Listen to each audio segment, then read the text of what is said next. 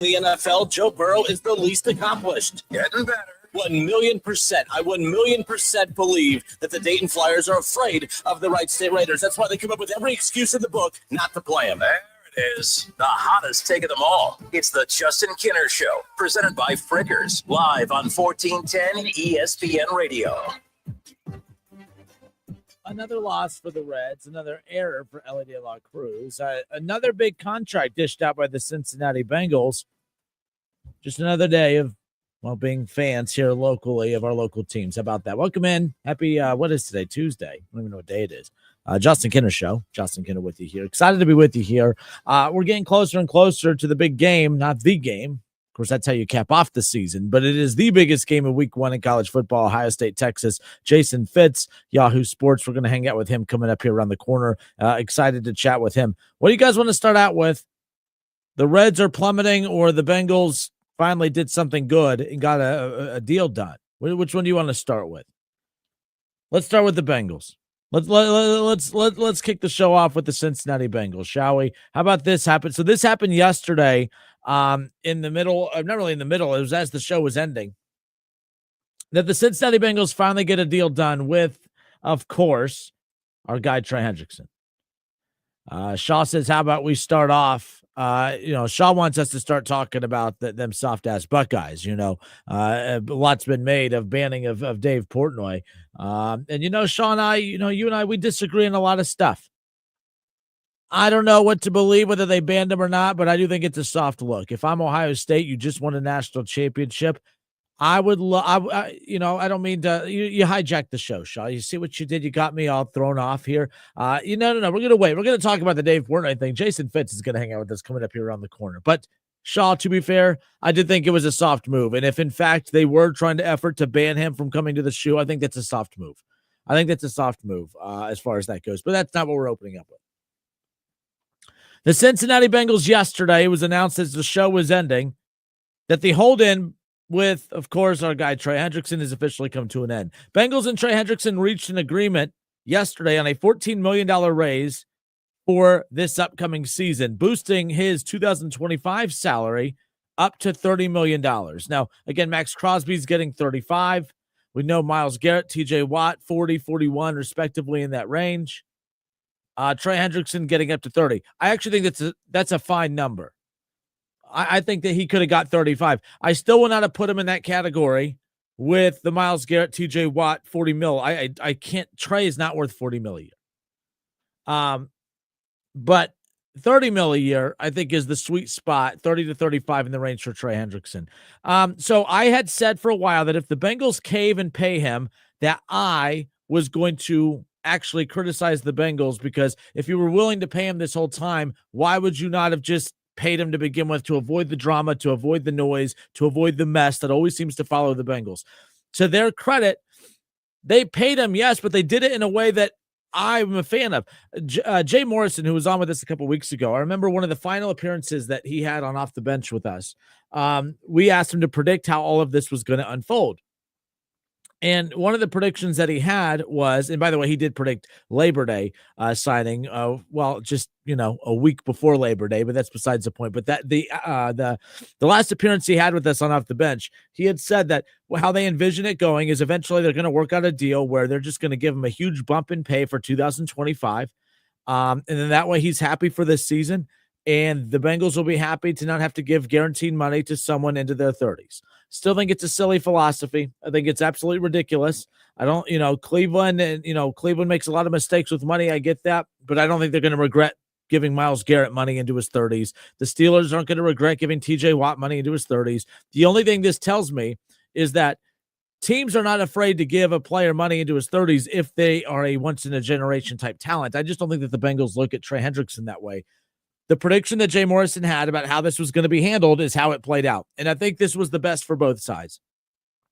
I never once blamed the Bengals for not wanting to have a long-term deal in place with Trey Hendrickson. I thought it was silly because I think it's kind of dumb about the 30, the age thing. But at the same time, they have the right to say, hey, then they were the most consistent. They didn't flip-flop. They were against giving him money deep into his 30s or middle of his 30s, and they never wavered on that. The Bengals won this. The Bengals won this at the end of the day. Trey Hendrickson wanted long-term, job security or guaranteed money security, all that. He didn't get that. Trey Hendrickson lost this. To the Bengals' credit, they won. They didn't win in the negotiation with Jamar Chase. They lost that. They sure as hell didn't win in the negotiation with T. Higgins. They lost that as well. Now, it's funny to say that a team lost. You get Jamar Chase for the next couple of years. You get T. Higgins for the next couple of years. It's not like they lost, but they lost the wage war, if you will. They spent way more on those guys than they needed to because of their stubbornness. So they lost that negotiation. They didn't lose this one. They're going to get Trey Hendrickson back, their best defensive player, NFL sack leader. They're getting him back, and they're getting him back with 2 weeks before week 1 of the NFL season. I think this was a good thing for Cincinnati. It was they won. The front office won. Duke Tobin, all right, Katie Blackburn, the Brown family, they won. That's a good thing for them. Good for them. They were getting pushed around by players for far too long. They'd had enough. They weren't against giving him this pay raise. This pay raise was, it made sense. But Trey stood his ground a little bit. You got to wonder, throwing Zach Taylor under the bus and some of the others during this, is that going to make things awkward? I think all these players and coaches, every time I've talked to Byers or anybody else who's played in the NFL, everyone understands that that's just part of it.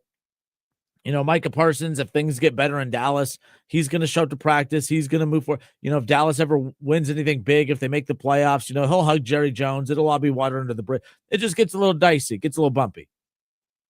But when the results come, as a result of the signing and the extension and everything else, winning cures all.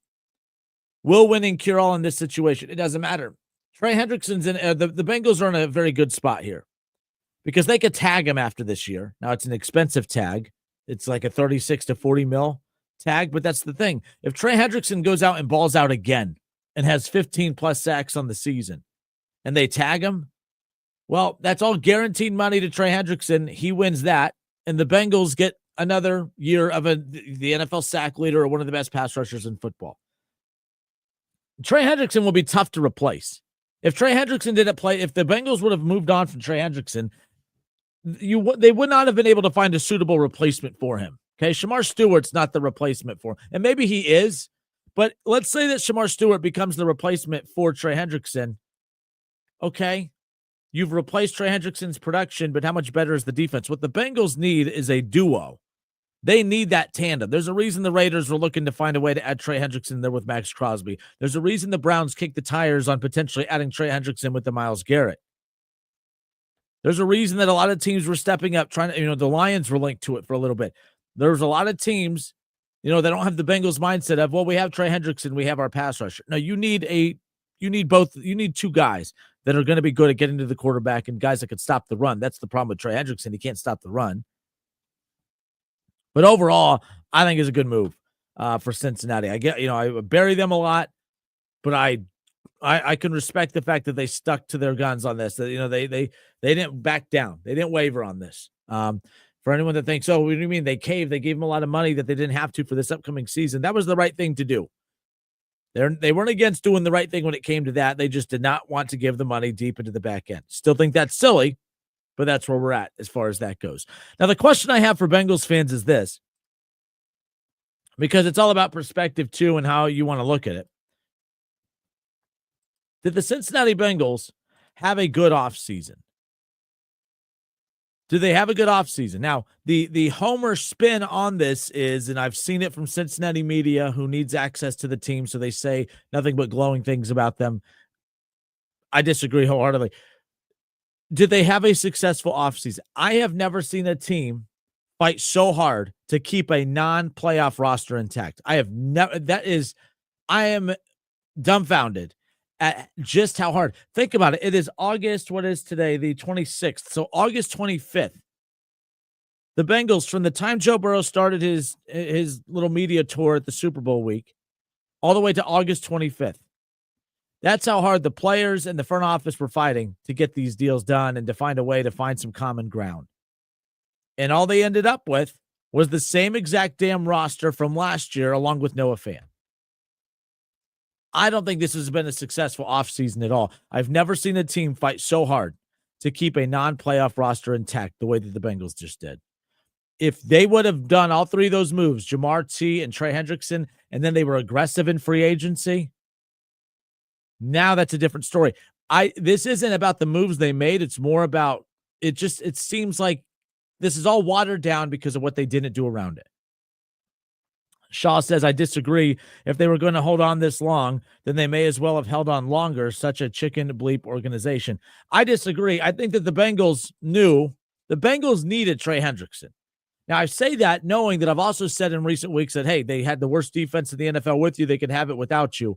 But at the same time, if that worst defense in the NFL has any chance of getting better, the only way it has a chance of getting better is to have the NFL sack leader on it. The Bengals are not anything here. They're not out anything. This doesn't hurt them. They got what they wanted. They didn't want to extend him long term, but they wanted him to play on his final year of the contract. They gave him that $14 million raise for the upcoming season to get him to about close to what the market range is for that. And both sides are ready to move on and compete and go from there. Shaw, you know me. I'm always looking for a reason to bash on the Bengals and beat up on the Bengals. I just don't think I would have been mad if they would have came out and said they, got to a 3-4 year extension with all these guarantees. I would have been pissed because the Bengals could have avoided all this drama and noise had they just agreed to this sooner, or if they were willing to do it. The Bengals, to me, they stood their ground. They were against paying him into his 30s. They were against it. They were never going to do it, and they didn't. I got to give them credit. I give them credit as far as how they handled this at the end of the day. Nonetheless, but Shaw says this has been a dreadful offseason, no more than 8 wins max, and missed the playoffs again. The defense got worse. That I agree with you. I think it was a dreadful offseason. I'm not going to give them credit for paying Jamar Chase. You had to pay Jamar Chase. The Bengals had $30 million in cap space still remaining, and they had all these deficiencies. Your offensive line stinks. Your special teams was horrible. Your defense was horrible. And yet you have $30 million. So the Eagles have $24 million in cap space available. How come you're not mad at them for not spending all their money?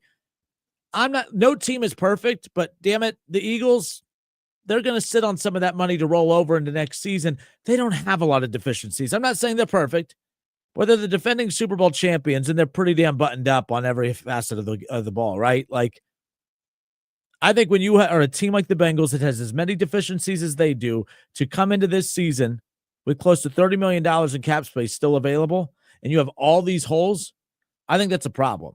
I think that's a problem. So that's why I can't sit here and say, this was not a good offseason. Oh, they gave money. They extended Jamar Chase. They had to. Oh, they kept T. Higgins. I don't think that was a good move. You have T. Higgins. That's great. That was not a good move.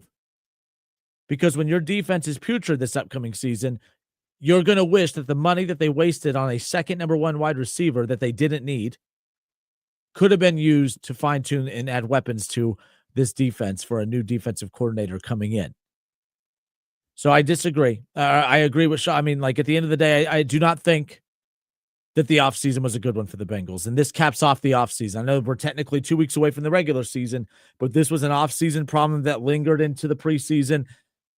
Now we could book it. That was it. That was the 2025 offseason for the Bengals, and I think it was horrendous. They got a deal done with Jamar Chase, yes, and they spent way more on him than they had to because of how poorly they handled it. Not a good move.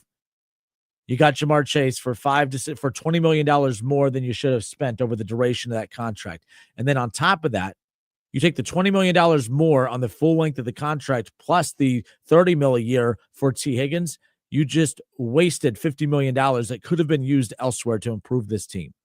It's a bad move. And, getting the deal done with Trey Hendrickson, cool. But again, you were horrible with him.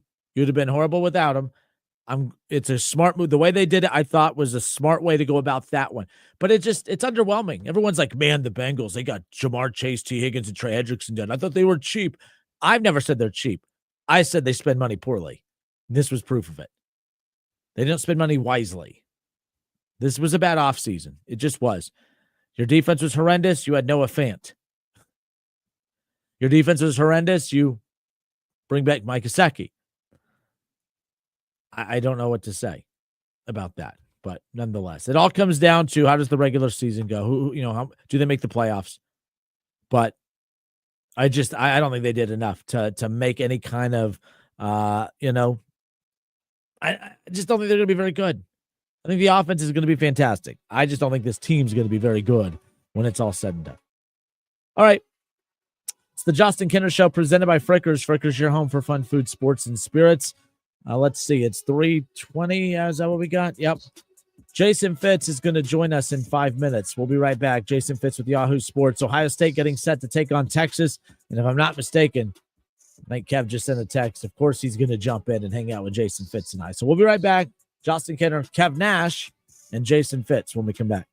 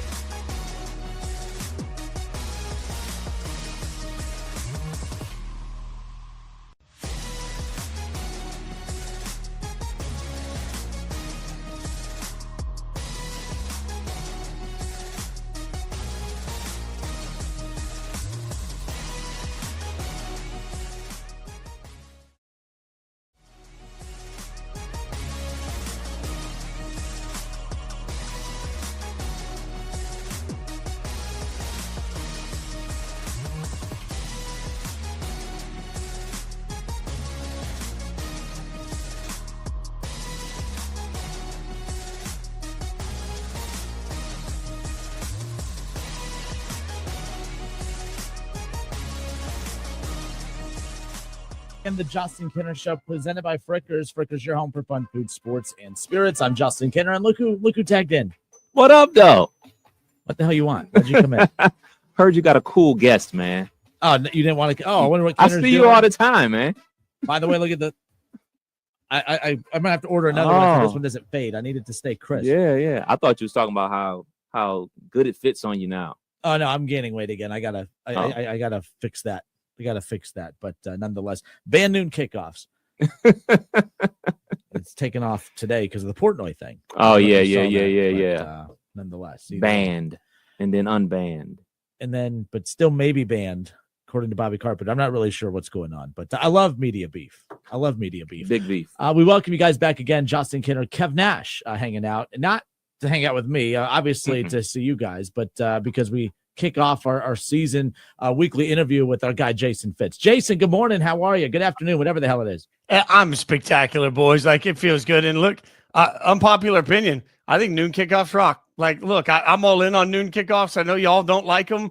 I know Big Ten fans are angry about. Like, give me a great game, right? Like, it is the worst when you sit there and you look. If we're just being honest for a second, and I'm not saying this because I used to work at ESPN, but like this game day this weekend is going to be insufferable. It's going to be a whole long Lee Corso tribute, which Lee's a legend and he deserves all of the legendary status.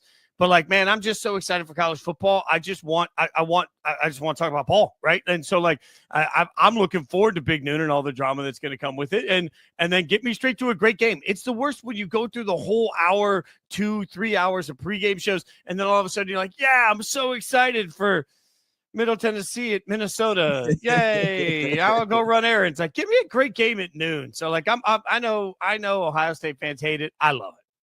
A great game is one thing, but the biggest game of the day, do you have to take the biggest game of the day? Like, I get what you're saying, because I'm with you. So many times you watch those pregames and you're right. You're getting built up for something, and then it's just, like a matchup like you just talked about. But the biggest game, either way, it doesn't matter. Let me ask you this, though. Like, do you believe that Fox, even though contractually Ohio State signed on the dotted line, so it's not like it matters, should they use Ohio State as much as they do? Do you think Ohio State has a valid gripe in how much that they are used as far as carrying the load for Fox, if you will? Now, here's the thing with Ohio State, and I'll just peek behind the curtain for a second. When I was with ESPN, you remember for a year I was out on game day doing a digital show, and we went to Columbus for one of I might have gone twice, but we went at least once to Columbus. And the crazy thing is that Ohio State at the time was unhappy with ESPN because of the Jim Tressel reporting from a few years before. So they blocked where we could put our set. They blocked when we could do our setup. They made us go into a less ideal place to do everything. They blocked some of our access to the school. Like, it's crazy. Like, Ohio State freaking out over media partnerships is not a new thing. And I kind of look at all of it. I'm like, why?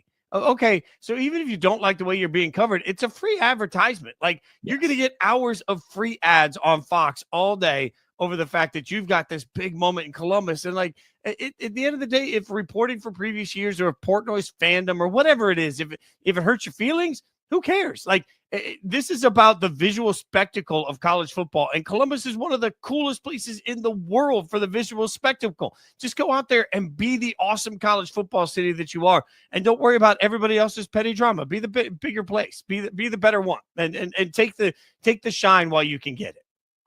Well, we have Ohio State, Texas coming up this weekend. Big noon kickoff, but pregame coverage begins for us, at least here on 1410 ESPN Radio at 10:30. Jason, the thing that's, to me, the most fascinating thing about this matchup is the fact that I would have been looking forward to it, whether it was week 2, week 3, week 4, whatever. I think the most interesting element about this is because you have two teams and there's so many, layers to this storyline of this matchup. But I think it's most unique to me because it is week 1. There is no primer game. There's no, you're not playing Ohio. You're not playing Miami of Ohio. You don't get those primer games to at least get your feet wet. You don't have to be a finished product by any means, but you have to be as close to a ready product as possible. And you have two quarterbacks who are making their debut technically as the full-time starters. I think that's the most intriguing part of this matchup is because two powerhouses going head-to-head without primer games the week before. That's what I'm most intrigued by.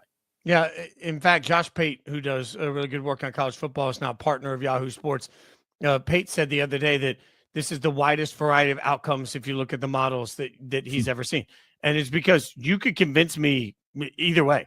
I mean, honestly, for all we know, Julian Sain comes out and just absolutely just blows the doors off the thing, and it's incredible. Or, man, it's a lot of pressure, and 3 picks later, this thing's out of hand. And frankly, I don't think there's any more overhyped player in the history of college football than what we're getting right now from Arch. My God, like Arch has done what? In fact, if you go back to last year, Texas desperately needed a mobile quarterback that could run around when their offensive line was having some issues, and Quinn Ewers was obviously a shell of himself. And Sark, who's supposed to be a very good college football coach, never went to Manning, even though those are the exact things that Manning is capable of doing. So, like, this presumption that Arch just steps on the field and because his last name is Manning, like, my brother's got the same last name as me and he's tone deaf. Doesn't mean he can play a musical instrument. Like, I get at some point that we want to make a Manning into the next Manning, but I'd like to see a little bit of it. Like, last time I checked, Shador and Shiloh are not Dion, right? Like, so Arch isn't going to be Peyton and he's not going to be Eli. Let him be Arch. I wouldn't be surprised at all if Arch needs half a season of just getting used to playing college football. Like, I don't think it's going to be easy for him. I don't think he's going to come out in the draft this year. Like, I think this whole Arch thing is the beginning of a low and slow barbecue process. And that's nobody wants that answer in college football. We just want him to be dominant right now. So Texas is not back. No. Texas is back to being what Texas is. They're one of the best teams in the country. But my God, I mean, what do we really know about Arch? What do we really know about Sark with Arch? I think those are real questions. And to y'all's point, one of the things that's absolutely delightful, and one of the reasons that even for me as a degenerate, I don't bet on week 1 college football, is that we've seen nothing. So what you're going to have, like, we're going to have weird alignments. We're going to have offsides. We're going to have false starts. We're going to have all of these things. And then you play into the fact that it's a home crowd, like the control and adrenaline for Ohio State and what they're going to have ability-wise in that stadium. Yeah, I think this is a brutal matchup for Texas coming into week 1. I mean, there's so many matchups. Obviously, the biggest matchup that we want to focus on is the Buckeyes and Texas, but you also have LSU, Clemson, you got Notre Dame, Miami, you got Auburn, Baylor, you got Florida State, Bama, you got Nebraska, UC. It's so many other matchups out there outside of the Ohio State, Texas matchup. Which one are you looking forward to the most? Well, I think Notre Dame's going to crush Miami. I think Notre Dame's going to just remind all what, like, Carson Beck ain't him. Like, and I don't know why suddenly we're presuming Carson Beck is him. So Notre Dame's going to quickly be like, you paid how much for him? So, but I think the most interesting matchup, because frankly, if you look at the top 10, there are 3 teams that don't have as big a question mark when it comes to their coach and quarterback combinations. That's LSU. That's Penn State, obviously, because they're bringing most of that quarterback, and that's Clemson. So if I'm looking at top 10 and I'm saying, what do I trust? Well, I should be able to trust Klubnik. Obviously, at this point, I should be able to trust Nussmeier. Can I trust Kelly to win a week 1 game? No, right? So I'm looking at LSU thinking, man, right away, this is about which coach do I trust more, and I trust Dabo more. So that's like the fact that we a year ago were ready to give up on Clemson for not using the transfer portal, and now Clemson has a very legitimate shot at a national championship run this year. So I think LSU Clemson has huge ramifications for the entire season. That one actually could end up being, of all the games, including Texas, Ohio State, I think that one could end up being the closest game in the end. It's a big domino effect going on with Clemson. Obviously, they take Penn State's defensive coordinator. They take Ohio State's defensive coordinator. So it's a domino effect. I'm big on Clemson this year. I'm big on Klubnik. I think Klubnik is going to be the first quarterback off the board in the NFL draft. Hopefully my Pittsburgh Steelers draft him. I know you got a former Pittsburgh Steeler on your roster now because you guys traded for Kenny Two Gloves out there in Raidersville. But I mean, college football, do you see a favorite team out there? Do you see a overall number 1 team that, look, I'm calling it right now, that's the team that's going to win it, and then come, January, that's the team that's going to hoist the trophy? So it should be Penn State, and just depth of talent across the board. I said to somebody the other day that Andy Staples, I think it was. I said to Andy Staples, I was like, yeah, it's Franklin. Franklin never wins the big game. And he said to me without hesitation, how many of those big games that we're talking about had Penn State been the better football team? And that one really stopped me. I stopped in my tracks. You go to think about some of these losses, and you're like, you know what? You're right. Penn State's not usually clearly better than their opponent. You look at at Penn State, and you've got, again, familiarity, quarterback and coach. You've got second year with an offensive coordinator that is, I think, one of the brightest and most creative in college football. There is so much continuity. Yeah, they don't have Abdul Carter, obviously. That's different. But Penn State, or Tyler Ward, who's a cheat code, right? Like, take Tyler Ward in your fantasy football leagues. Y'all don't make life complicated. But if you start looking across the board, I think Penn State has so much talent. I really trust Penn State. And then you say, well, I don't trust James Franklin. Okay, well, we didn't trust Ryan Day till he won a national championship. We didn't trust Kirby till he won a national championship. Like, this is the normal thing. Until they win one, the narrative is they can't win one. So I feel like this should be James. If James Franklin doesn't win a national championship this year, then we got to have some real conversations. But I also trust Clemson. I want to trust LSU as that third team. I have Brian Kelly issues. I have issues with Brian Kelly. They've been tremendous on offense, but their defense has not been the LSU Tigers defense since he took over. Yeah, you're being kind. They've been trash. That defense has just been garbage. And, like, how in the SEC do you have a garbage defense? Like, I do think we need to change our SEC conversation a little bit, because everybody's like, oh, it's the SEC in physical football. No, it isn't. Hasn't been that for a decade. Like, once Saban started busting out into widespread offenses all over the place, like, once Saban modernized, then everybody did. So I don't think the defenses in the SEC are really any better than anywhere else, but LSU's defense is just flat out bad. So yeah, I have some trust issues on that side of the ball too. So I think all of that. Look, the Big 12's cute this year. They're going to get a few teams in the college football playoff. They've got some good football teams. That's condescending of me, but I don't put the Big 12 in the same the top of the Big 12 is not in the same category as the top of the rest. And, I feel like Penn State, a good shot, Clemson, a good shot.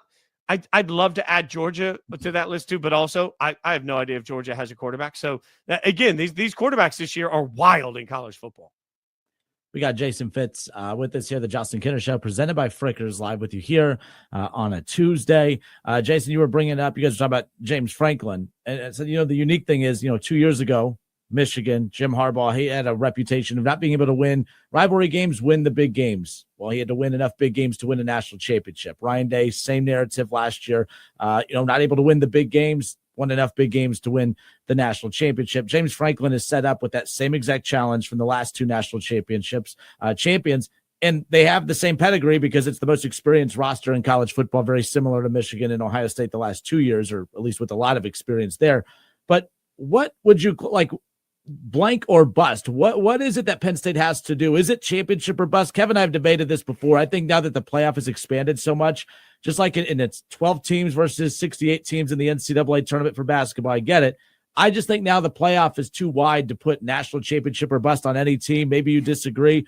What is it? What would James Franklin and Penn State have to do this season to satisfy those who have such high expectations for them coming in?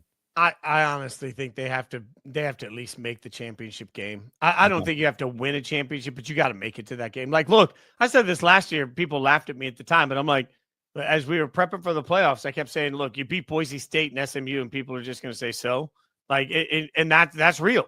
Like, so you've got, if you're Penn State, you're going to have to come in and at least get that landmark big college football playoff win over against another big brand that's a great team. Like, no excuses. Like, you're going to have to go out and say, hey, yeah, like if Clemson turns out to be one of the 3 or 4 best teams in the country and you beat them in the college football playoff semifinal, okay, you're going to have, but it's got to be that. It's got to be another, like, this can't be, the bully picking on the fat kid in dodgeball. Like, this has got to be the best of the best. And last year was just fat kids in dodgeball getting beat up. And so I say that as a former fat kid in dodgeball. Like, I'm allowed to say that, right? But I think that for James Franklin, he's got to get that big thing. And to me, it feels like national championship, especially the way we're hyping Drew Aller, who, again, I'll buy it when I see it. This whole, like, Drew Aller, first quarterback off the board. I don't know if I'm buying that. But I do think when you've got your guy and you've kept your guy and you've paid to keep a roster in place,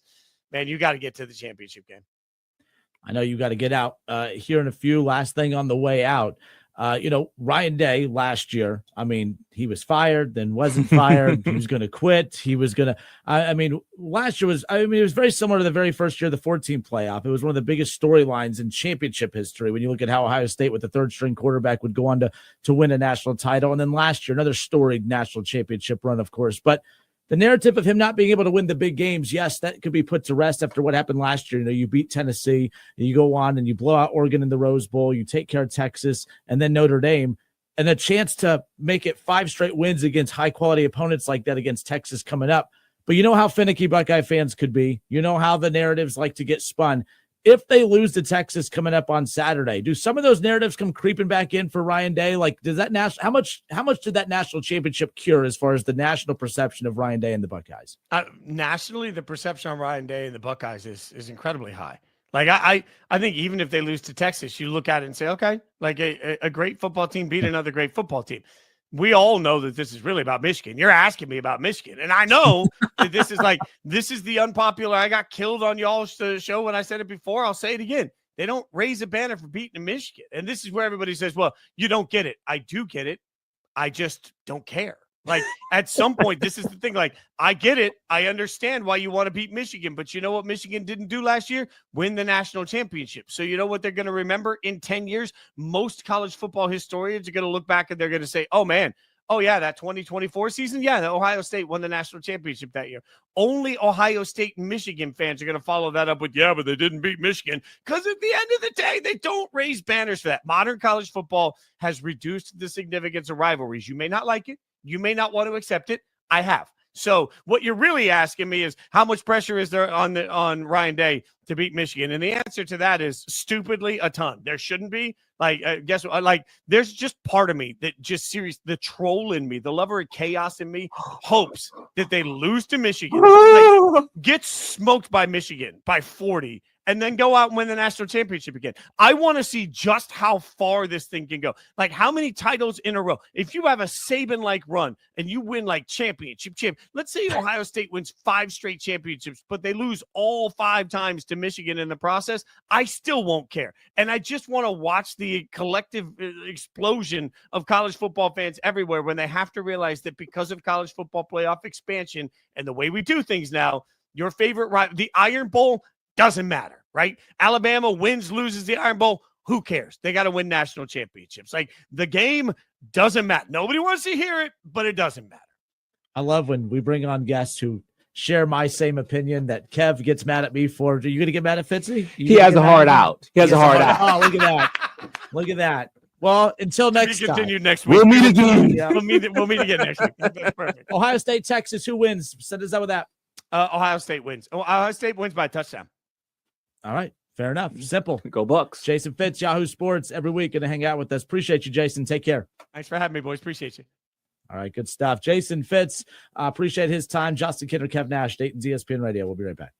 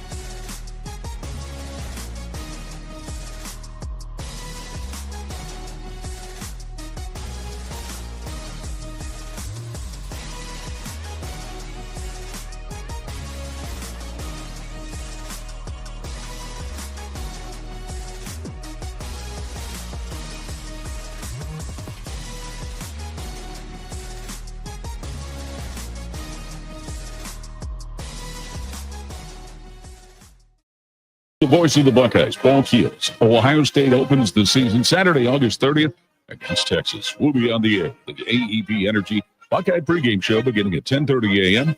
here on the Ohio State Sports Network from Learfield.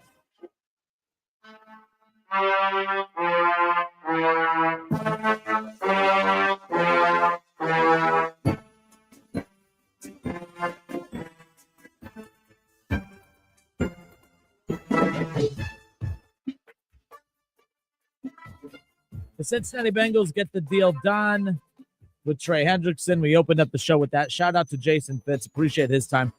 Jason's going to hang out with us every Tuesday for the remainder of this year and through Super Bowl Sunday, of course. So looking forward to having him on weekly. Some other weekly guests that we're going to have on throughout the season. ESPN's Heather Dinich is going to come on regularly throughout the season as we'll talk all things college football with her. And then you just heard the legendary voice right there, Paul Keels. Every Thursday, we'll kick off the show with him as we preview that week's Buckeye matchup. Bobby Carpenter is going to be a rotating guest throughout the season, of course. So really looking forward to that. Byers stopping by on Mondays, on days that he's in for his show. So again, bringing you lots of guests throughout the football season, of course. And then the phone lines are open to you to always get your takes on everything going on in the world of football, whether it's high school football, college football, or the NFL. College football officially kicks off this coming up weekend. Week 2 of high school football, by the way, our ESPN Dayton High School Football Game of the Week coming up this Friday night. Fairmont going to welcome in Trotwood, and Adam Campbell and Josh Copeland will be on the call coming up this Friday night. Looking forward to that. Keith Byers and I will be on the call in week 3 with Springfield at Trotwood. And then we'll have Springfield at Miamisburg over the next couple of weeks as well. Wayne at Fairmont's going to be a good one. Northmont, Wayne, Centerville, Northmont. I mean, we have a lot of really good games throughout the season that we'll be bringing you each and every Friday night. So we're excited for that. But week 2, high school football action. Week 1, college football, Ohio State, Texas. And we talked about that with Jason Fitz just now. If you missed that, we'll have that interview for you later on as well. Follow ESPN Dayton on YouTube. The Justin Kinner Show is on YouTube as well. You can go back and watch all previous episodes, select segments, including all interviews. Download the Justin Kinner Show wherever you get your podcasts as well. Reds, want to talk about them? We're going to get to the Reds coming up in a moment, but they put out the schedule. They put out the schedule for your Cincinnati Reds. And for 2026, I'm sorry. I guess my brain's all scrambled right now. My apologies. Opening day. Okay. In 2022, opening day was on April 7th. In 2023, opening day was March 28th. 2024, it was March 27th. Can you guess what this upcoming is going to be? Can you guess March? Can you guess in for 2026 what it's going to be? What day in March? The 26th. The 26th. It is the earliest. Okay, it is the earliest opening day in Reds history. How about that? Every year they keep moving this schedule up. Every year they keep messing with this. I'm not a fan of that. At some point the weather's going to bite them in the behind, and I just don't think that they care. I mean, I know Cincinnati Reds fans, we're crazy. We're going to be there on opening day no matter what, but I'm really not looking forward to watching Hunter Green pitch on March 26th in freezing temperatures. Now, I've gone the last couple of years. It's been a lot of fun. It's a great experience, no doubt. But man, oh man, I just don't want, I want to go. Baseball is supposed to signal that warm weather is coming. There's a reason that teams in Ohio go to Arizona or Florida for spring training, and that's because, why? I don't know. It's too damn cold here to be playing baseball. But yet, we're going to bring you back from Arizona where they sent you because it's too cold here. We're going to bring you back, and then what? What are you going to do? You're going to play in the cold. I think it's kind of silly at the end of the day. Not a fan of that. We'll get into the Reds more coming up in a moment. Here coming up around the corner, we'll get more into the Cincinnati Reds because last night pissed me off. I'm just going to be blunt. Last night was ridiculous. I'm really getting fed up with the Reds right now. And I'm tired of seeing posts from Lance McAllister and others that are questioning why are people giving up on the Cincinnati Reds who are 2.5 games out. Don't question the fans for giving up on a team that got shut out last night. that Hunter Green, who's supposed to be their ace and the Cy Young candidate, gives up, 5 runs in 5 innings, 99 pitches, gives up 2 home runs, walks a few batters. I'm sorry. I expect more out of Hunter Green at this point of the season. I thought that was ridiculous, guys. Like, I really mean that. That was ridiculous. Ellie De La Cruz, his 20th error on the season. Guys, this team don't stand a chance in hell of making the playoffs if in these big games, your biggest stars are the ones committing the errors. It's one thing if your no-name players that the Reds need to address and improve at certain key positions are messing up. It's frustrating, but you would understand it. Man, what more can Ellie do? Well, Ellie's sometimes being the problem. That was a bad start from Hunter Green last night. And I don't want to hear, oh, man, well, they can't be perfect every night. I get that, but it's the Dodgers. You're on the road. You're the one guy in the rotation. It's a good rotation, but you're the one guy that the Reds, that Terry Francona should not have to worry about on the mound. And I thought he stunk last night. I thought Hunter Green was not good last night. I don't think Ellie De La Cruz was good last night either. Going 0 for 4, striking out twice. Yes, it does sound like I'm flip-flopping on the Cincinnati Reds, but the Reds are flip-flopping. They'll win a series, lose a series, win a series, lose a series, lose a series, lose a series, win a series, lose a series. There's a reason they're only a couple games above 500, Ron. So just when you think you figure this team out, they remind you why Shaw and some of the others are very, very hesitant to buy in. But last night was different, because the Reds had lost games before where their non-talented players were kind of a thorn in their side.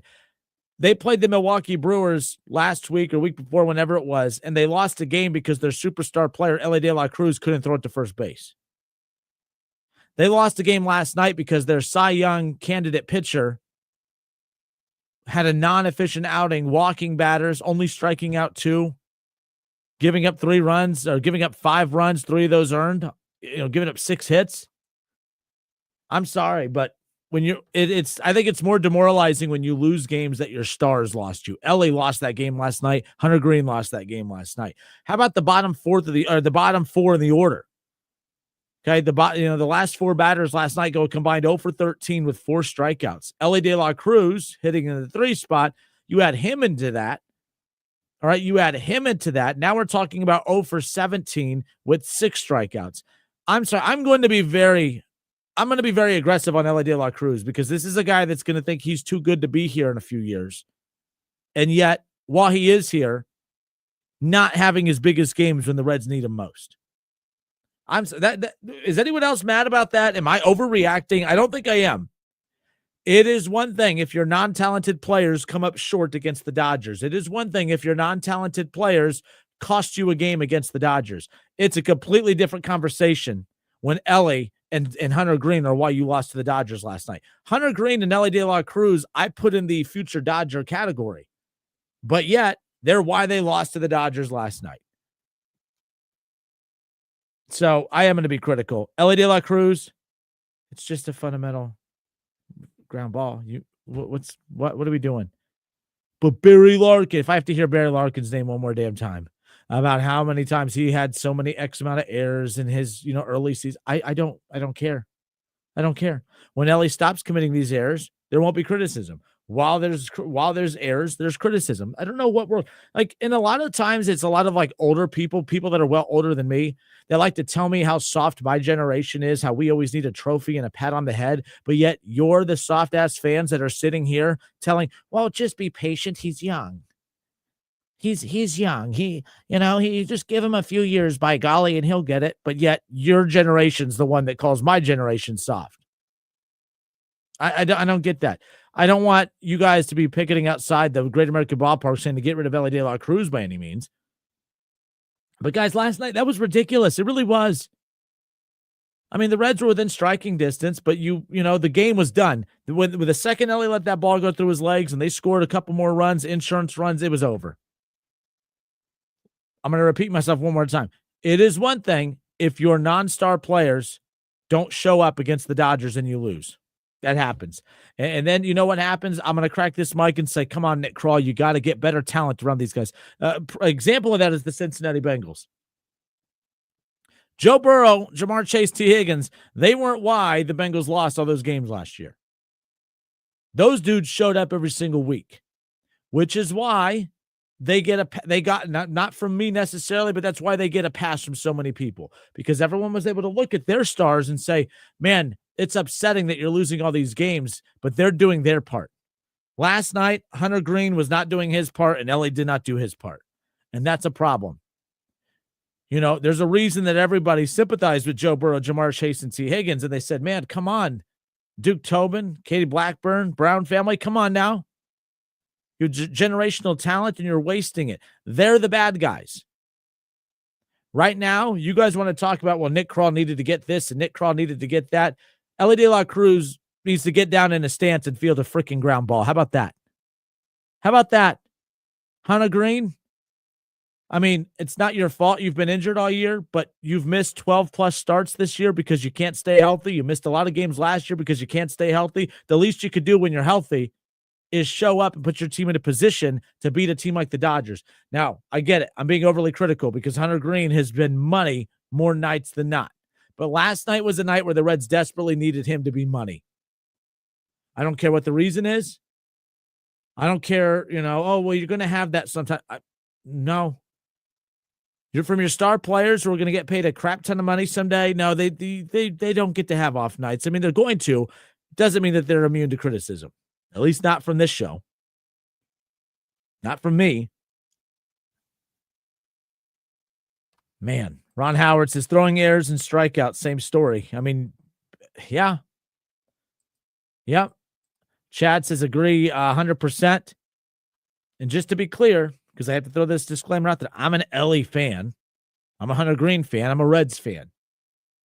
But I've always been consistent on this show. I will never, ever not be critical of players on the team I follow just because I'm a fan. I think that you're a bad fan if you just every time your star players don't show up and consistently make mistakes in big moment of games. You're a bad fan if you condone it and just let them get away with it. A lot of you were bad fans with Joey Votto. You guys were content with Joey Votto not having a competitive bone in his body. You guys were content with that. I wasn't. Constantly called him out. I got ripped every single show. That's fine. But it is what it is. I tell you what, we'll step away for a few moments. Again, it's the Justin Kinner Show, 1410 ESPN Radio. Dave Portnoy, did Ohio State actually ban him? And let's say that they did. Okay, I know they came out and they said they didn't, but come on. There's enough stuff out there to prove that maybe they did.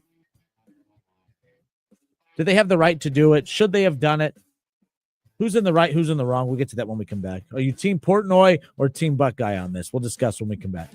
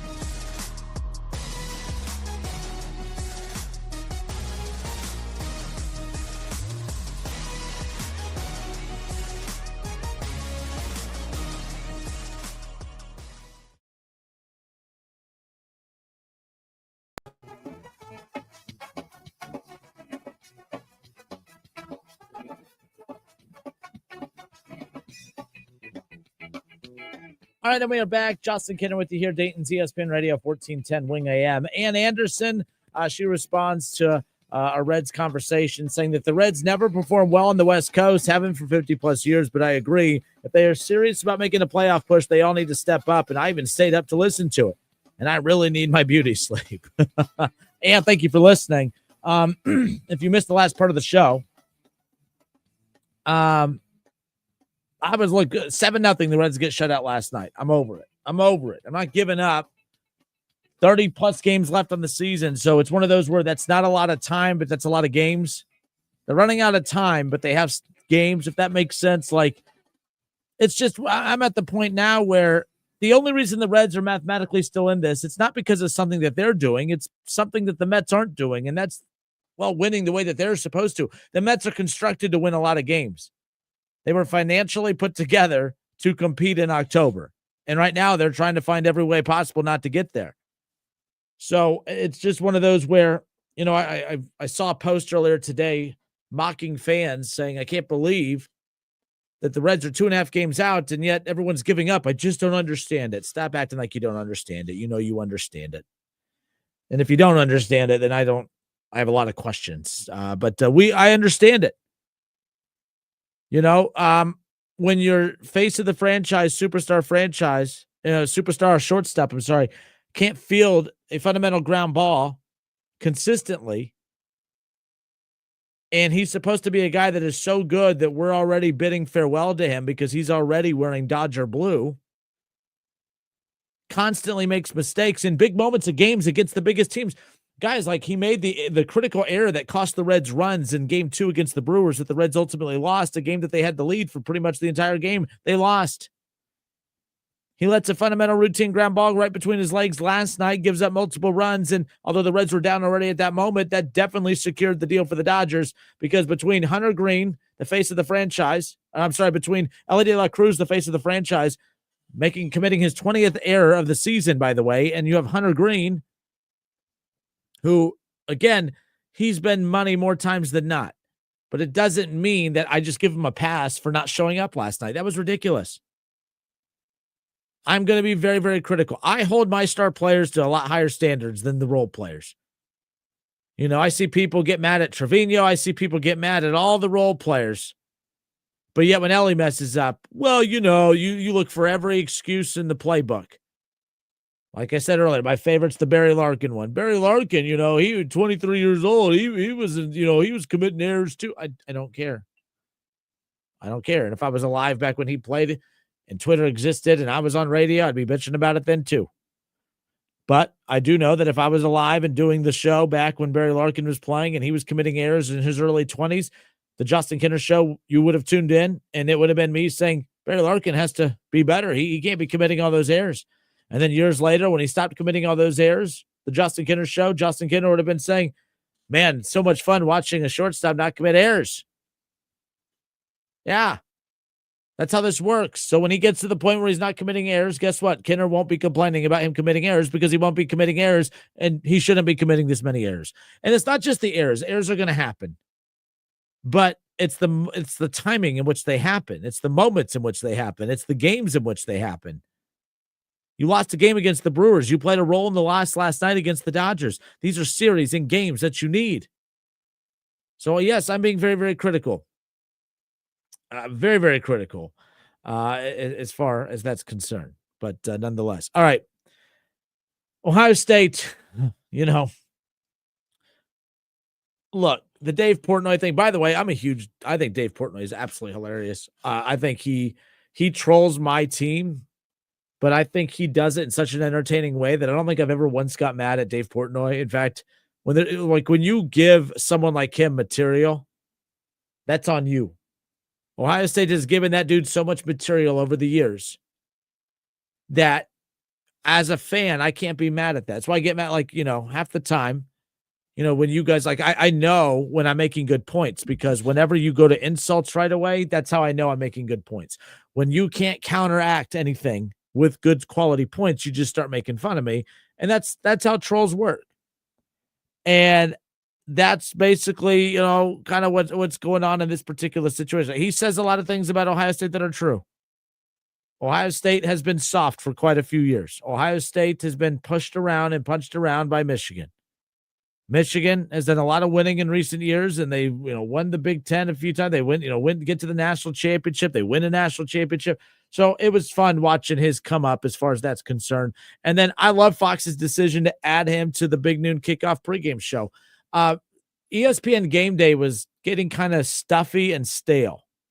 And they went out and they added Pat McAfee, which was one of the best decisions they ever made because it just brought an influx of energy. And for all of you out there who say that you don't like Pat McAfee, that's fine. There's way more people who do, which is why that show has been so dominant. Pat McAfee is why Dave Portnoy exists or will exist on Big Noon Kickoff moving forward, because Big Noon Kickoff was getting kind of stuffy and just kind of boring. And I love the Urban Meyer segments, but outside of that, there was really no reason for me to tune into the Big Noon Kickoff outside of Urban Meyer. Dave Portnoy is going to bring a significantly younger audience that Pat McAfee brought to ESPN, and it's going to be a fun, rivaling show back and forth. I still think ESPN's Game Day is better. You have Kirk Herbstreit, you have Fowler, you obviously have Nick Saban, you have Pat McAfee, but there was only one guy I think that the Big Noon Kickoff could have added to go at ESPN, and that's Portnoy. So I respect the hell out of the fact that they got Portnoy. Now, the report that came out yesterday that Ohio State has banned Dave Portnoy. Ross Bjork came out today, the athletic director for Ohio State, and said that they didn't ban him, that it's technically Fox's fault because Fox did not put him on the panel list of sitting at the desk, which I'm really confused by that. Pat McAfee sits at the desk. Unless I'm misunderstanding this, someone correct me, but why would Dave Portnoy not be at the desk? He's going to be a panelist on the show, right? Unless he's not going to be the one, at halftime and this, that, and the other. I have no idea. But Fox, if you're going to bring Dave Portnoy on, bring Dave Portnoy on. Portnoy on. Like, he needs to have full access. He needs to be on every piece of content you have. That's their best shot at being relevant. Because right now, the only thing that the Fox Big Noon Kickoff is known for is ruining college football with putting the biggest games at freaking noon every single week. I'm tired of that blank. As if you can't tell, the Band Noon Kickoff shirt, I've worn this quite a few times, and I'm going to order another one just because I need it to stay looking crisp. I'm going to wear this, so many times, especially every time Ohio State's playing at noon. This is the shirt I'm wearing on game day. It's ridiculous. Fox stinks. The only smart move they've made in recent years is getting Urban Meyer to be on that panel and to get Dave Portnoy. Now, I say all this. Justin Smith says, Portnoy is such a blank bag.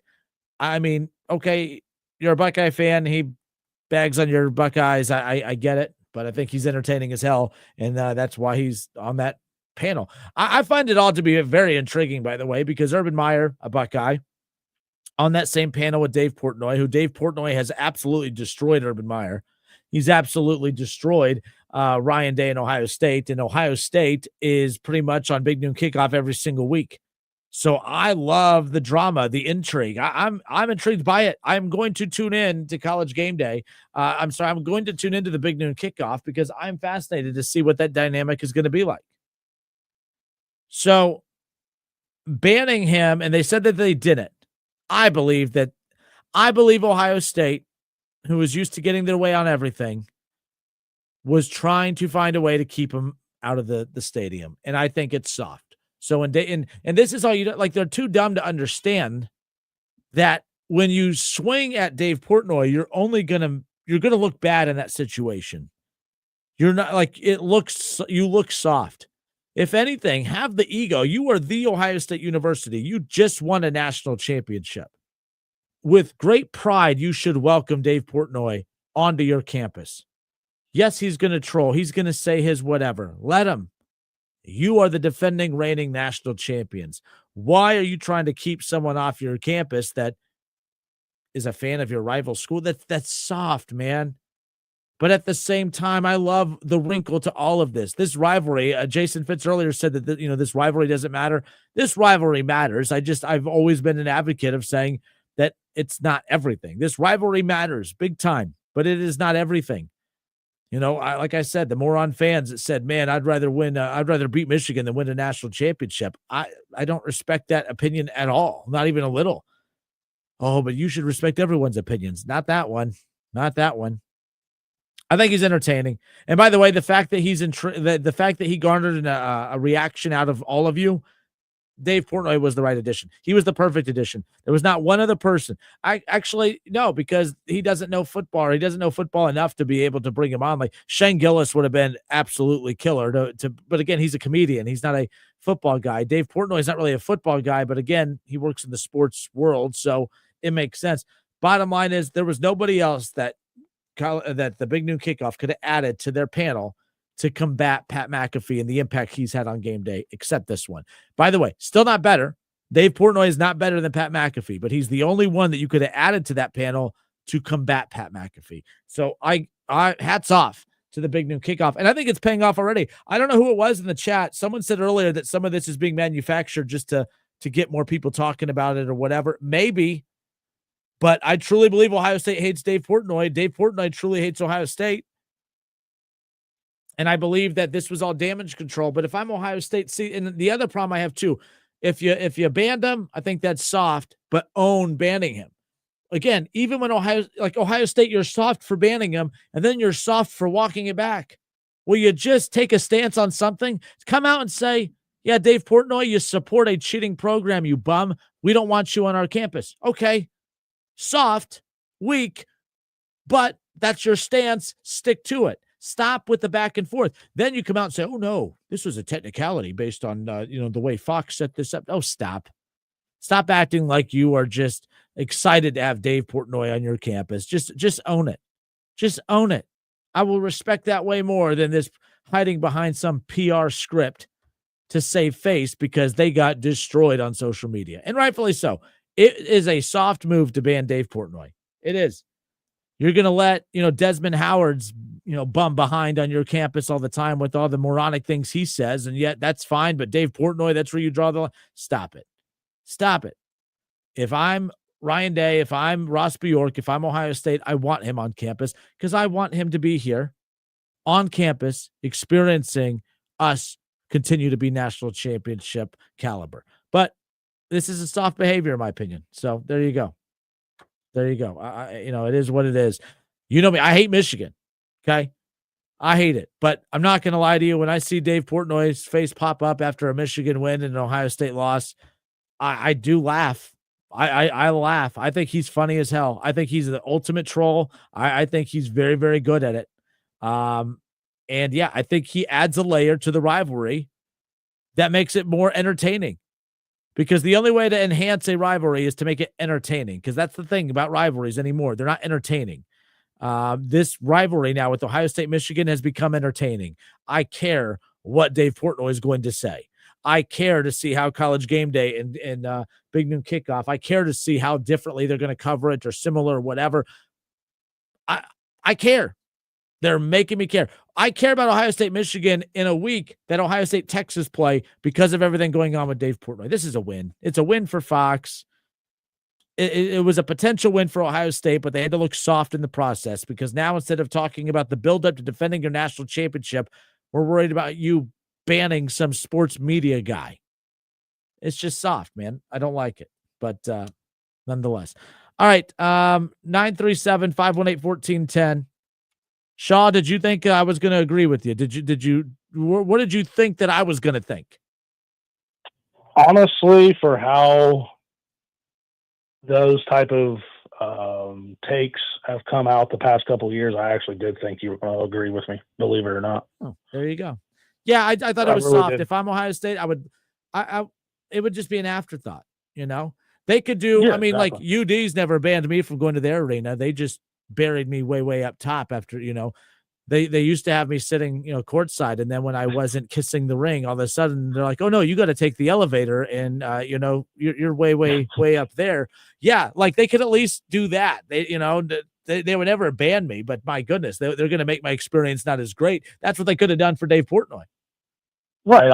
I fully expected them when it was announced that he was going to be on with Fox Big Noon. I fully expected Ohio State to make it difficult and not make it easy. But I would have never guessed or told you or betted you or anything that they would have just completely outright banned him altogether. And for anybody to sit there and say, oh, they were protecting him because he was going to get beat up or whatever, well, then you just don't understand how adult life works, because there would have been there's going to be there's so much security around any of those shows that's there.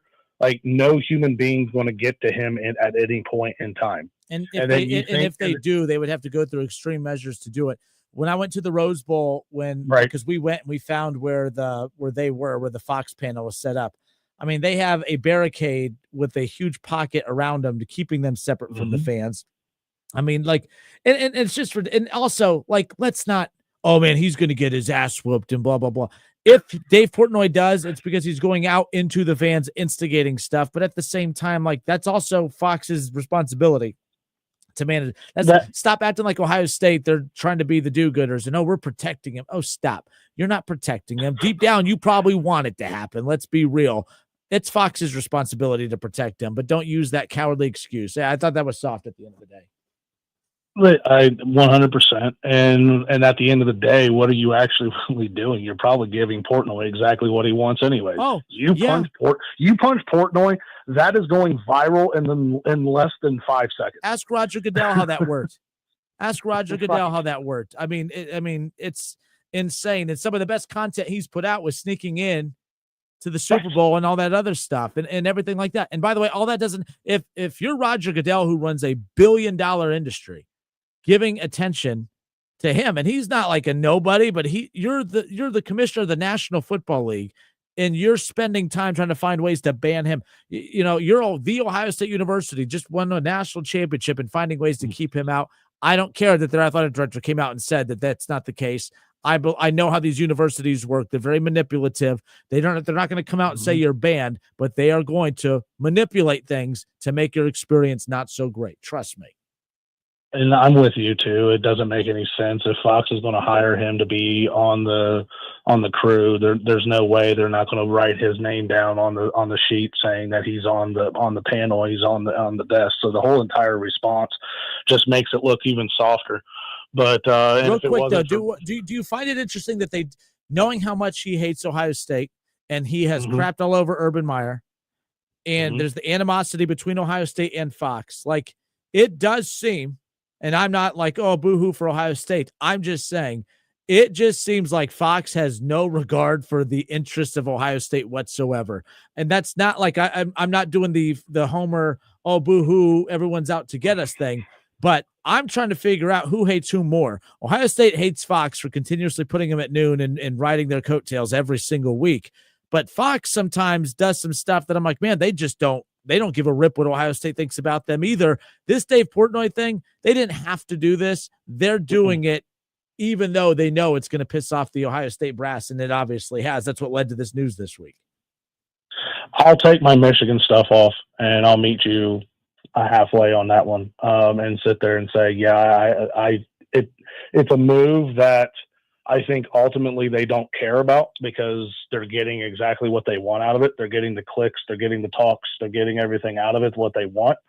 But right now with Ohio State being the biggest name in the conference, so all of their big games are at noon.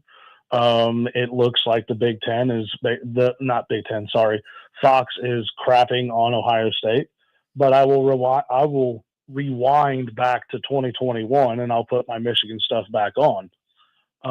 Nobody around here was talking about this, obviously, because it's Michigan, but go back to 21, 22, and 23 and look at who was on all the noon games at that point in time.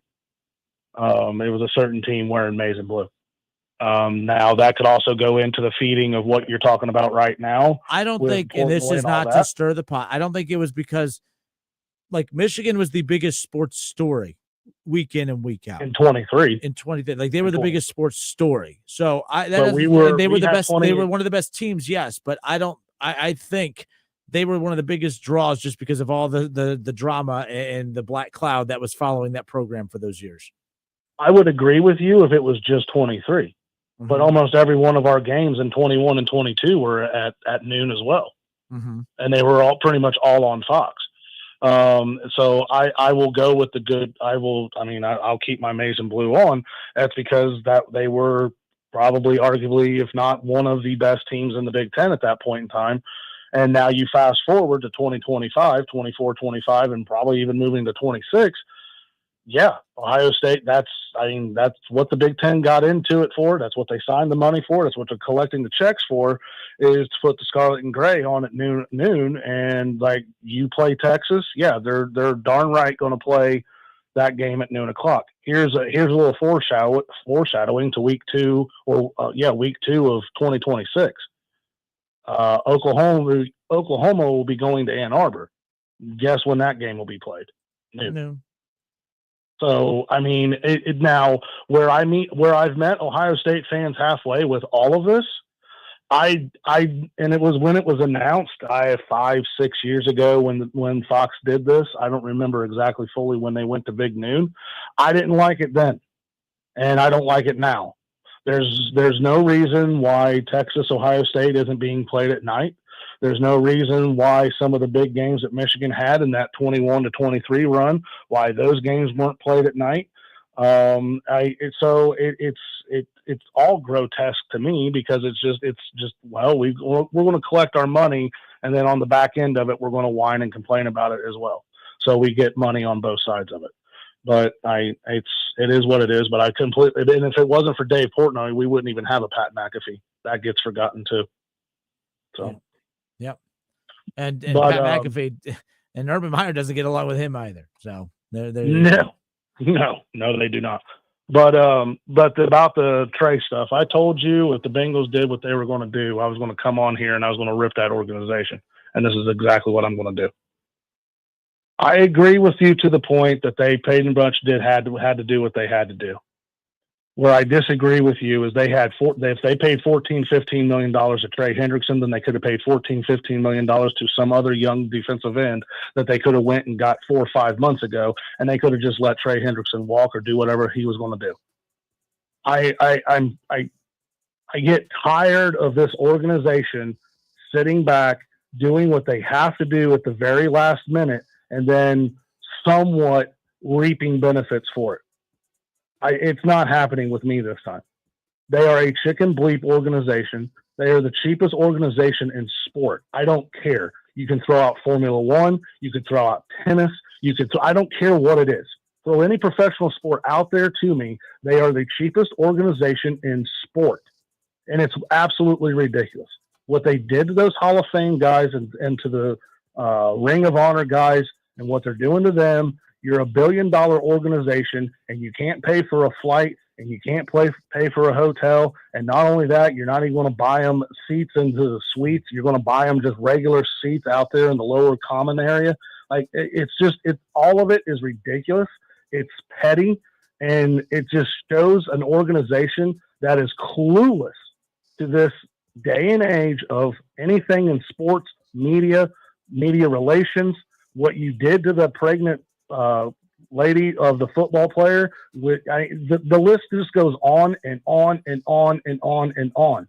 And I can't be the double standard. I can already hear in your voice, and I can hear in all the Ohio State fans. But there's no way I could root for that organization. There's absolutely no way I could root for that organization. You're not going to treat all your Hall of Fame. You don't even have that many Hall of Fame players as it is to begin with. And the couple you do have, that's how you're going to react. That's how you're going to treat them. It's sickening. It's gross. And before I get out of here, there's no way I'm getting out of here before I talk about Ellie. Like, we want to sit here and prop this man on a pedestal, and you want to sit there and talk about how he's going to go to the Dodgers and how he's going to go elsewhere. Fellas and ladies, I'm not even 100% sure that the Dodgers would even want him right now. And I don't understand why Tito can't see the fact that this man's tired and he needs to take a break. And I understand we're in the stretch, and we have the most important games that the Reds have faced in the last couple of years, and blah, blah, blah, we're nothing if he's not in the lineup. Well, he's not doing anything for the Reds in the lineup right now. In the last 10 games since the Brewers game started, he struck out 13 times and 43 at-bats. We're back over 30% strikeout rate again. That whole number that the Reds wanted to pump out to us the last 2 months. He's hit 1 home run since June 23rd. 1. And that last home run was July 31st. He's had 3 RBIs in the last 10 games, starting with the Brewers series. And how many errors? 4. 4 errors in the last 10 days. 4 of them. 2 stolen bases all month. None during the stretch of important games, starting with the Brewers. Like, the list goes on and on and on. 3 walks. So you're not going to hit home runs. We're not hitting for power. We're not hitting the ball to the gap. We're not doing anything that made you important from June of 23 moving forward. We're going to regress and do this contact hitting thing. Well, at least hit me RBIs. How many RBIs you got? 3. He's got 10 more strikeouts than RBIs.